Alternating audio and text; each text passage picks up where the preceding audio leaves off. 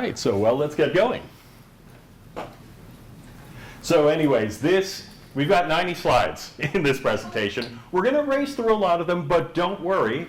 You can download it. In fact, you can download it right now if Anitra jumps to the next screen and you fire up your phone and use the QR code. You can get the slides, and there are additional notes in the speaker notes. So all kinds of extra stuff and links, including one to a full article that I wrote last year on which this presentation is based.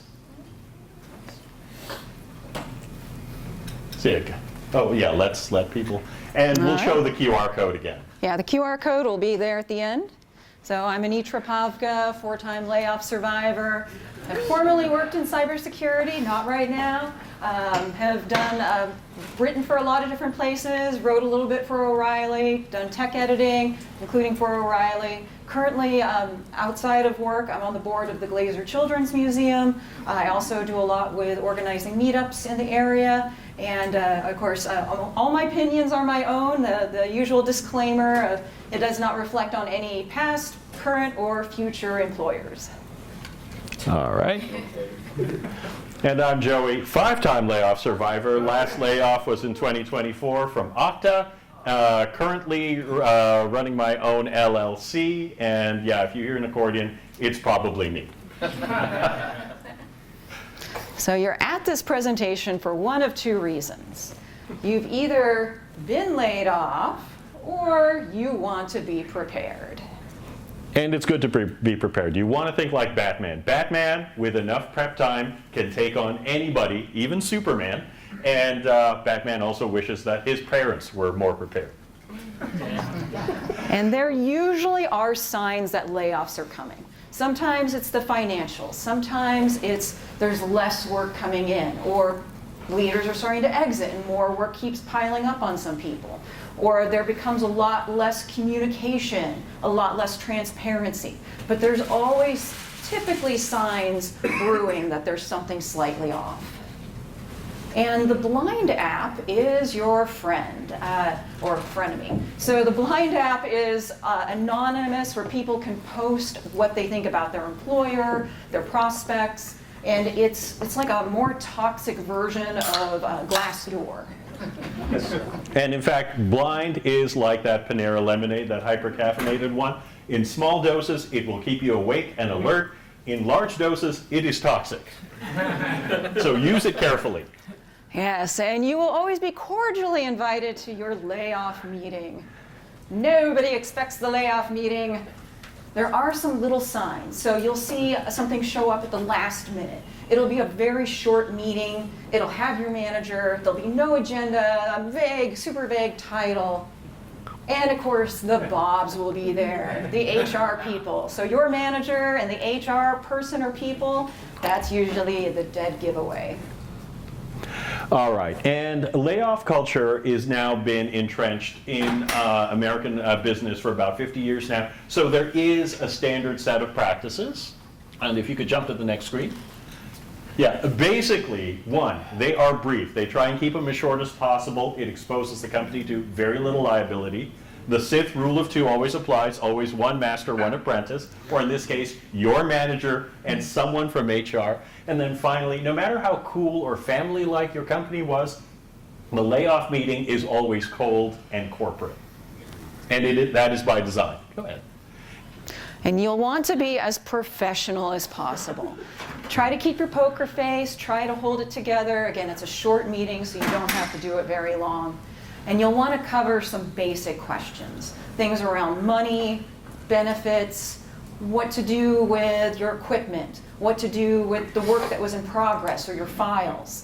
And then, of course, asking for things like, can I get a letter that I was laid off and I wasn't fired? Or can I get a letter of recommendation and use you as a reference in the future? So these are all really important key questions. And of course, at the layoff meeting, they have a lot of advantages over you. The power dynamic is big in their favor. Yeah. And some employers will actually try and pressure you to sign the layoff document, even saying, you know what, you can't leave this meeting until you sign this agreement. One, that is not true. Yeah. And two, if you are over 50, at least in a few states, including Florida, you have 21 full days to review the layoff agreement before you have to sign it. Never sign anything off at the meeting. Emotions are high, you're under pressure. They are holding all the cards at the moment. They know that and they think they can con you into it. Don't do it. Basically, take a moment after the meeting to just unwind because you've just been in a terrible situation. Do not make any decisions then.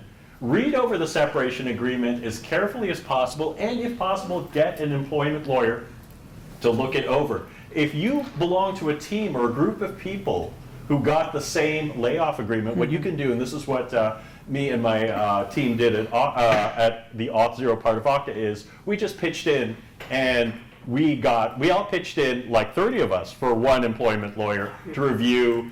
And that turned out to be quite cheap. I think my piece was $25. So it's good. If you can do it, do it. Yeah. And yes, oftentimes, especially if you're in a larger company, they will offer resources for free, including career counseling and mental health counseling. If they're available and they're free and you need them, use them. That's what they're there for. And you got to take into account the emotional impact. This is on the life events inventory. This is ranked number 7 as far as stressful events in your life. So you've just been through a major thing. And if you wanted to know the other top 10, I mean, this is a serious list. It involves death, serious illness, your family breaking apart, jail time, homelessness. Like, this ranks up in the top 10. This is how impactful it is. And you should not feel any stigma or shame from being laid off. It is a big thing right now. We are at, we're basically, just this year alone, we're at almost 62,000. I'm in the 2024 layoffs, they are 150,000. Generally, just doing the math, 1 in 19 tech workers has been laid off in the past couple of years. You either know someone who's been laid off or you are one. Yeah, it's just an occupational hazard. Yeah. And remember, a lot of it is due to finances. If you have been laid off, chances are you are paying for somebody else's mistake, not yours. It's cold comfort, but you should know, you should not feel guilty about being laid off. That's the important thing. And of course, one of the big steps is assessing your finances. You really need to consider, what money do you have right now? Hopefully you have some type of emergency savings fund. If not, that is definitely a goal to have. But this is the time and place to use that emergency money and to hopefully stretch it out as far as you can. So you want to review your finances and expenses. Look at what's essential. Look at what you cannot cut, because you need a place to live, you need to stay healthy, you need to be able to manage debt, you need to be able to take care of yourself. Really look at those non-essential discretionary spending, what you can do to reduce that, to really stretch things a bit further. And if you don't have an emergency fund, definitely start one now. And if you could jump to the next slide really quick. I have to make a Grand Theft Auto here. You need a bigger stash. If you could jump to the next slide again. Basically, that old recommendation about 3 months worth of emergency money, I can't remember the Matthew McConaughey movie, but the line is, those are amateur numbers. Actually, you need about 6 to 12 months in today's current layoff environment.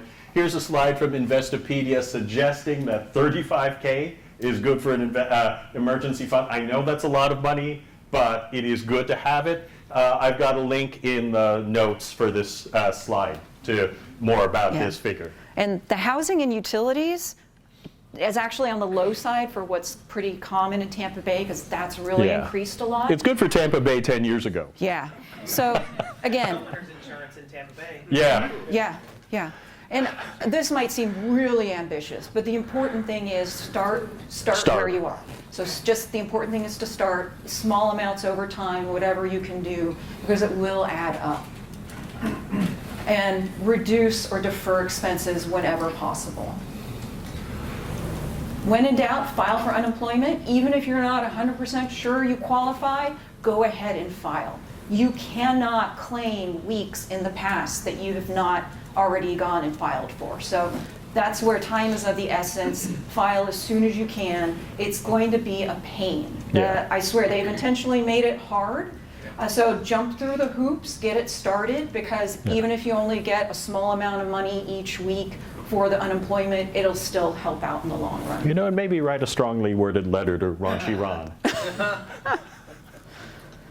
And if you rent, look into your options for what you can do. Talk to your landlord, property manager. So really look into assistance if you think you might need it. There are different avenues. It's good to know what your options are before you get down to the point where you're desperate. And if you have a mortgage, there are structured ways to stretch out your mortgage payments. There is such a thing as mortgage forbearance, forbearance, and there is also loan modification. But banks have structured ways for dealing with this, and because of COVID, they actually have practice doing this. So if you have mortgage, look into these options. And then stretching your money, basically it's all about, you are now operating on what's limited financial oxygen. Stretch it out as much as you can. There's some practices here, there's some links there as well. I just remind everybody that Magic the Gathering is not an essential expense. Says you.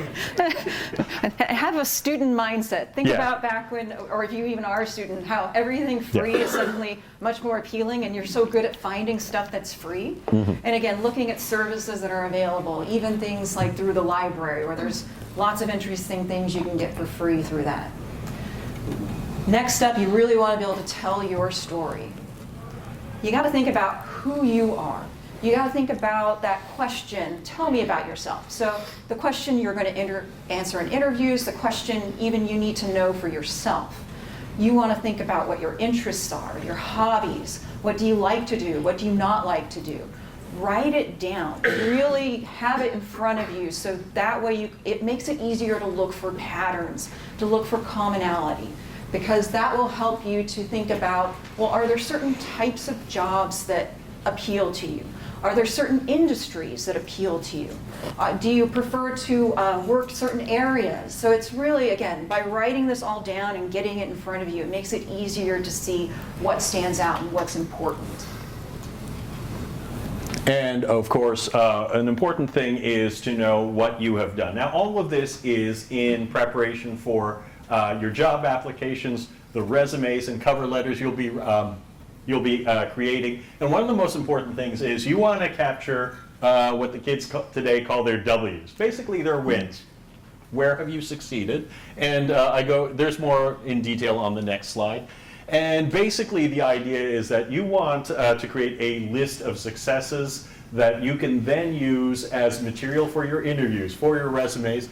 And this isn't just completed projects, this is also coming up with solutions to problems at work. Anything that any new project that you started, or any new practice that you brought because it was a good idea, or making difficult decisions. This is also good for when you need to write down, pre-prepare your answers for behavioral interview questions, and they lean very heavily on those these days. And by behavioral interview, I'm talking about where the recruiter's going, tell me about a time when you had a conflict with a member of your team.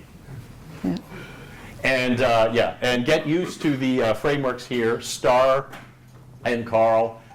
They basically are frameworks for answering behavioral questions, where STAR is situation, task, action, result. So, and then Carl, it's not one I've seen, not one I've used very much. I've only seen it recently, context, action, result, learning. But basically, it's a framework for answering those behavioral questions. It really gives you that structure to help you tell your story in a succinct way. Yeah, and interviewers are actually looking for that structure now. Yeah. And sometimes it's actually easier to think about it from almost that negative point of view, what you don't want to do.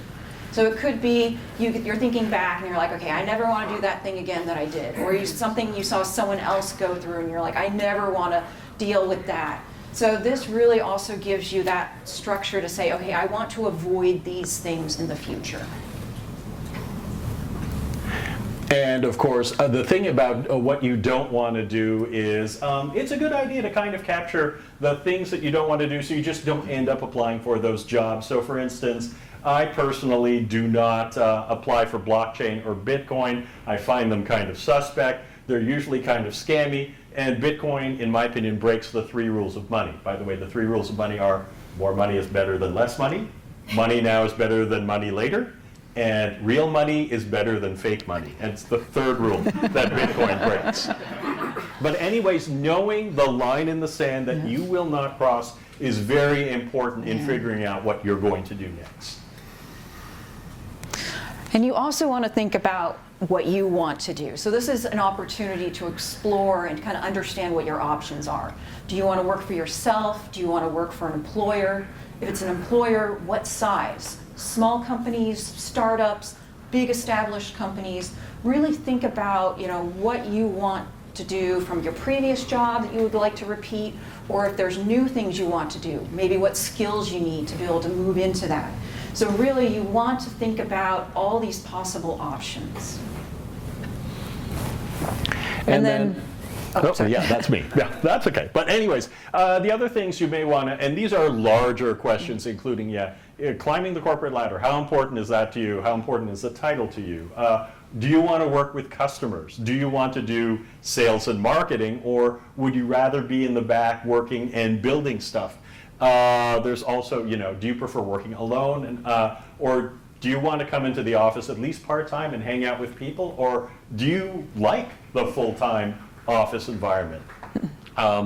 And how much flexibility do you have in your daily schedule, or do you have kids that you need to pick up after school, or an aging parent that you have to take care of, or is your schedule really flexible? And then an important one is how much business travel is fine with you. Some jobs, especially in my developer relations job, there's more travel. I like that thing, but if that doesn't work for you, you need to be able to answer these questions. Again, other questions, big ones. Where do you want to live? Do you want to stay where you are? Would you have other opportunities if you move to another area? Are you at a different point in your career? Are you very, very early? Are you mid-career, late career, near retirement? These are all going to factor into what options you want to consider. Also, again, risk. Are you okay with startups? Do you need that more established company instead? Do you need something that's fulfilling? Or are you really just in it for the money? You're just the mercenary working during your hours and then you go home and live the rest of your life? The next step is updating your documents. It's good to create a baseline document. This is going to include everything in the kitchen sink. So you want to go for completeness. You want to consider all your possible achievements, everything that you've done, because you're then going to customize and shorten it down based on what the job is that you're applying for. So yes, you want to think of the CVS receipt. So every single thing, especially if it's measurable. If you have some sort of measurement to say, I improved something to a certain degree, or I saved money, again, if there are numbers, put numbers on there, because that will get people's attention. More than tasks, really looking at accomplishments.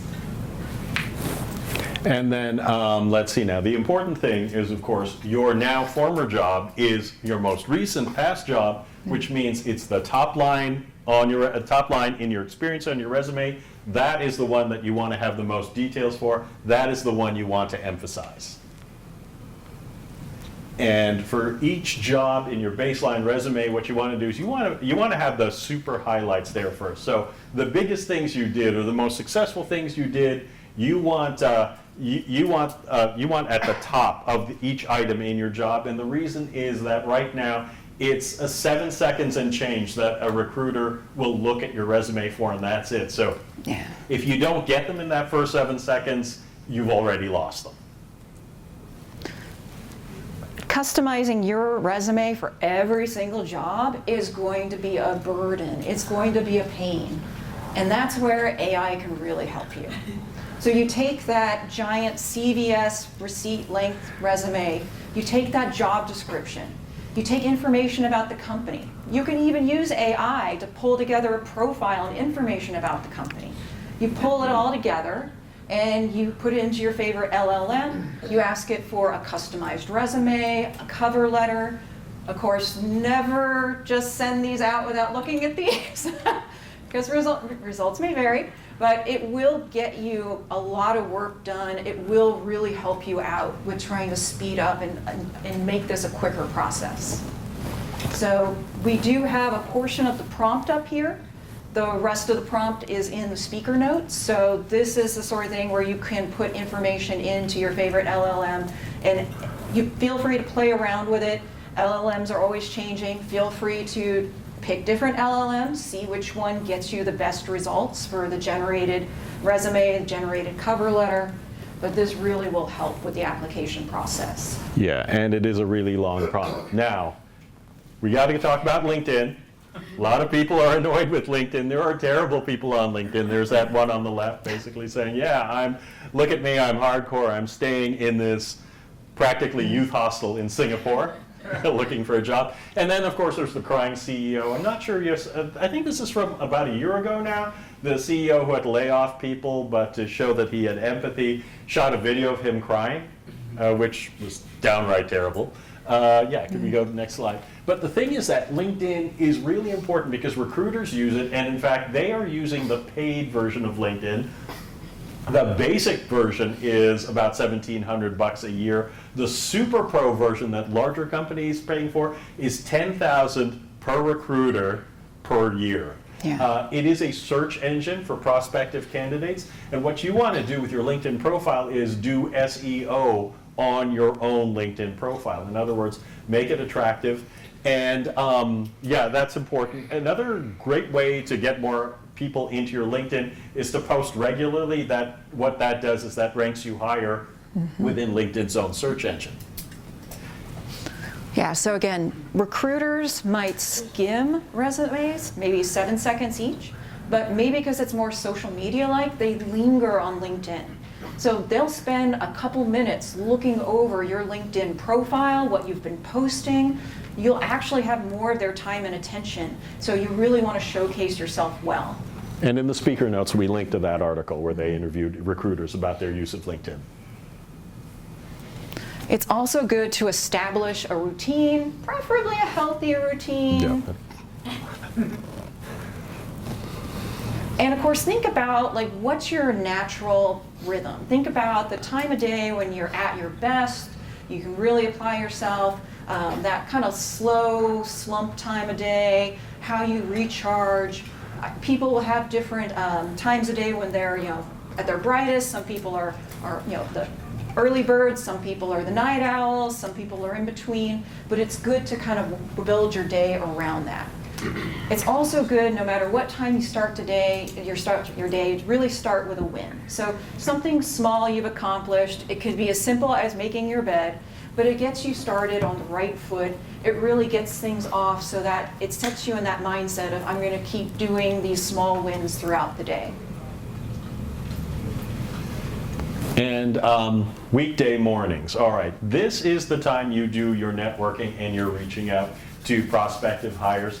Particularly from 9 a.m. to 11 a.m. This is when recruiters and hiring managers are most receptive, and mostly on Tuesday, Wednesday, Thursday, because Monday is generally the setup day. Friday is generally the wind down day. Now you have to remember that while you are technically on vacation as a laid off person, the business world isn't. So you've got to at least pay attention to some business hours.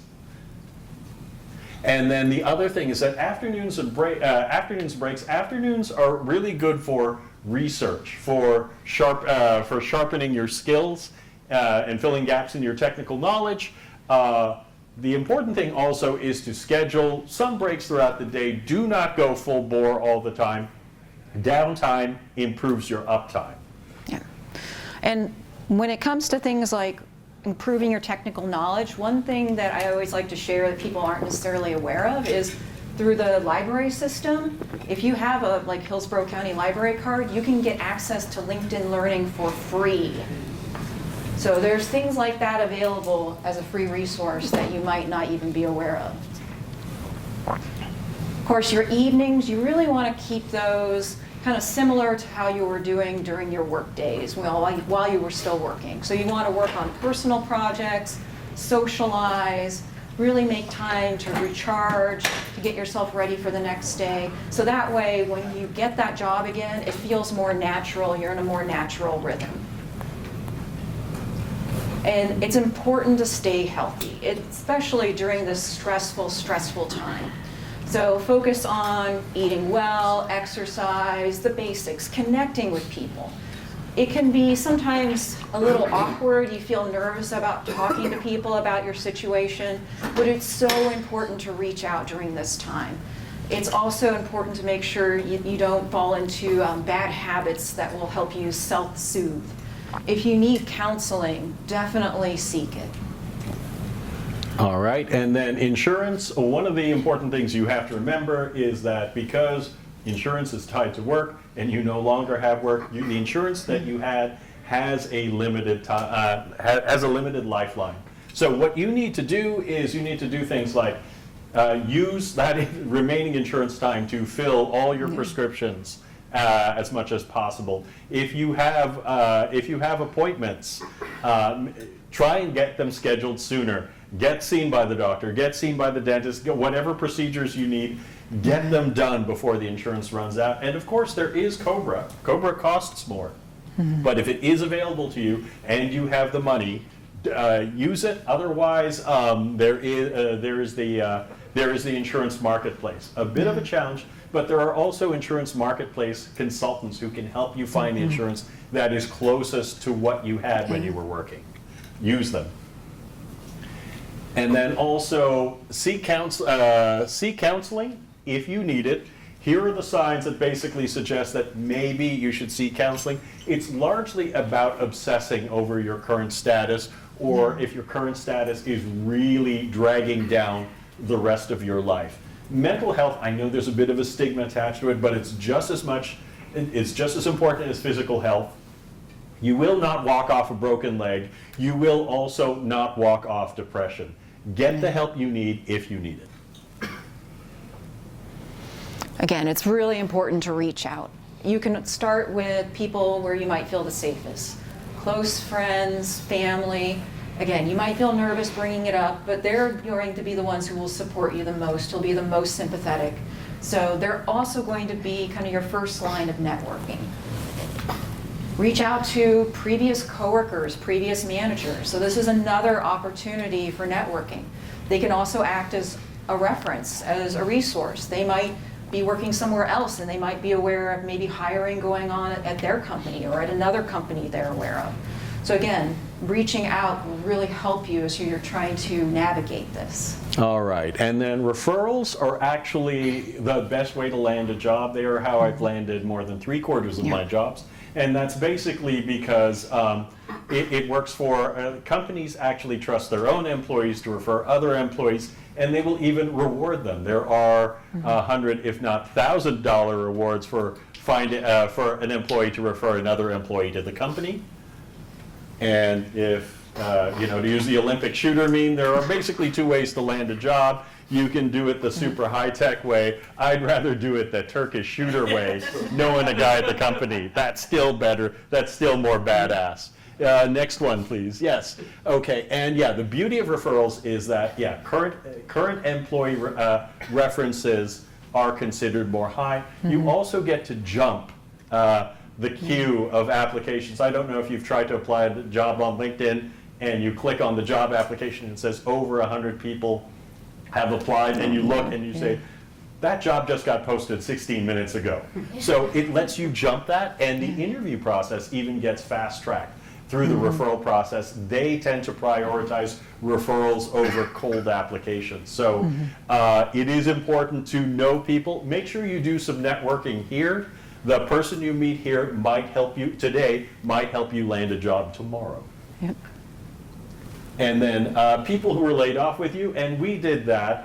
My coworkers at the Auth0 part of Okta in developer relations were still communicating on a Slack We refer each other for jobs. We write recommendations on LinkedIn, and we're character references for each other. They are very helpful, and it's another set of eyes helping you look for work. You also want to build your connection, your network of these weak ties. So weak ties are those casual acquaintances, people you see around all the time, people you meet at events like this. So it's important to not just show up. Showing up is really step one. Showing up and then talking to people, starting to find out what's going on in their world.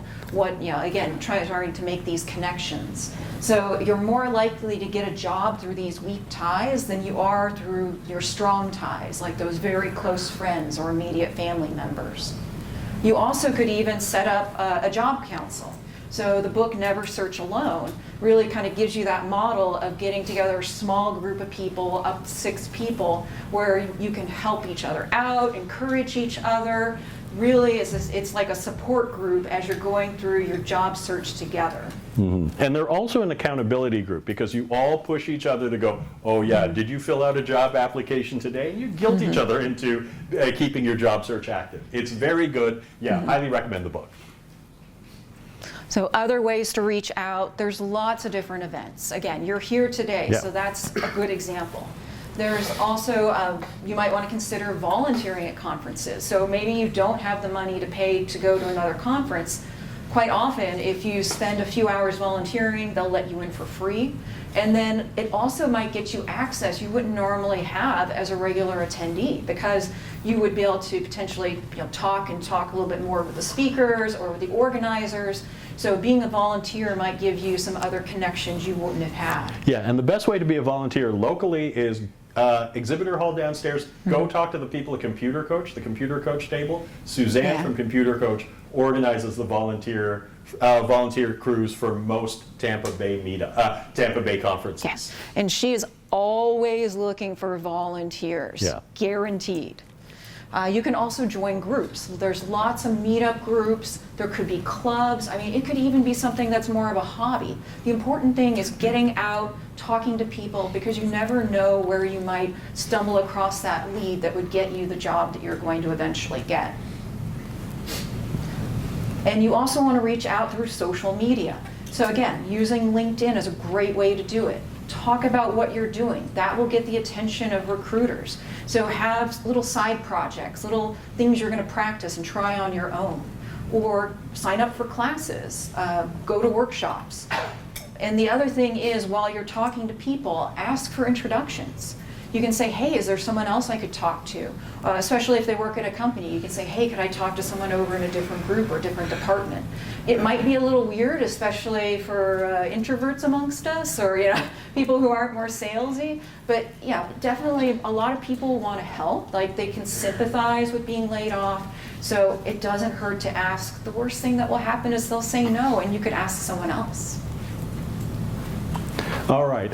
In the description, we talked about the four-word suggestion for success. This is it right here. Do things, tell people. Carl Lang, and if you could jump to the next slide, please. Carl Lang wrote this blog post. This is back in 2011, and it was titled Do Things, Tell People. And he basically explains this is how he has landed every opportunity. He did something interesting technologically, but it could be anything, and then he told people about it, and it is fantastic for that kind of thing. So let's just jump to the next slide. So one thing is creating Google results. Everybody tells you that to be a success in tech, you have to know how to Google. That is actually rule number 2 in my book. Rule number 1 is to be a success in tech, create the answer that everybody is Googling for. So in this particular case, I never liked, well, actually Apple Docs have gone downhill over the past couple of years. In the Swift programming language, there is a way of handling dates and times that is quite different from other programming languages. Their documentation is terrible. I wrote what I thought was a better article, and it is currently either the number 1 or number 2 result when you search for date and time programming in Swift. And that, having those Google results and being able to point to them is a fantastic way to either land a client if you want to go independent, or land a job if you want to look for work. Another thing was the Tampa Bay Tech Events list. I publish it every Friday on my blog, Global Nerdy.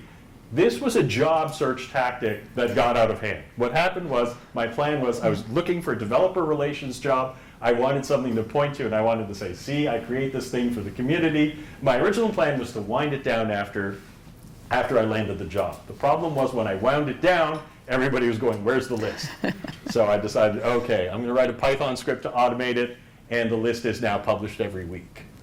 Here's another trick that very few people have suggested. Yeah.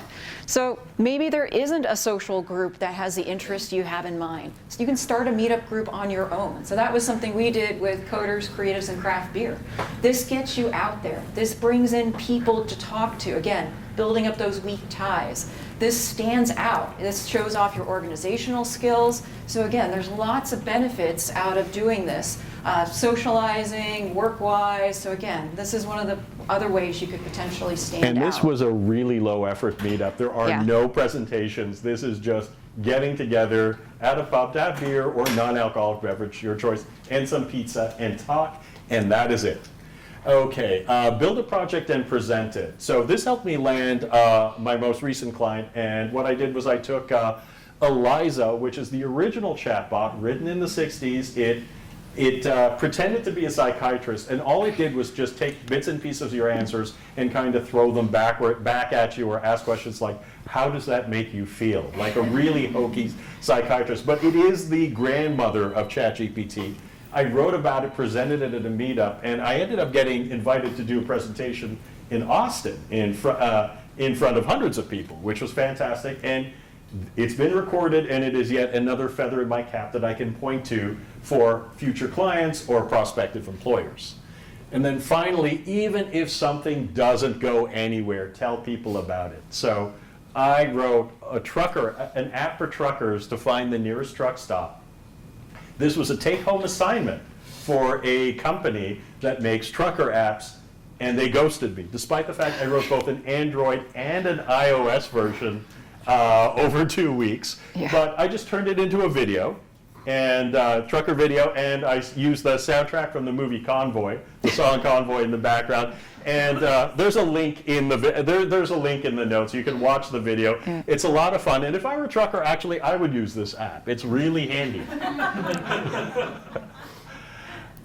Okay, actually, we can skip to the next one. So this is the end of the presentation part. Yeah. Once again, there's a lot. I know there are a lot of slides. If you want the slides, and there's lots of stuff in the notes, the QR code is right here, and we are ready to take questions and answers.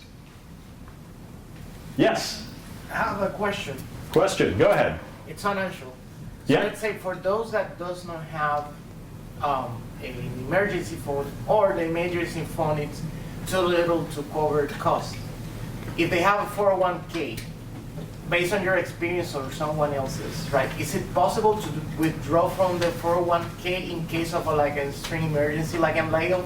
Okay, the question, and this is for the benefit of the video recording. Yeah, is it possible to withdraw from your 401k in the case of an extreme emergency during a layoff? It is always possible. It is almost never recommended unless it is your last, unless it's your absolute last resort.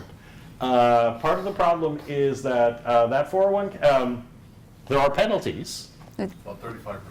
Yeah, there are penalties for one, and the second thing, of course, is that you are now throwing away the most powerful force in the universe, and it is not love; it is compound interest.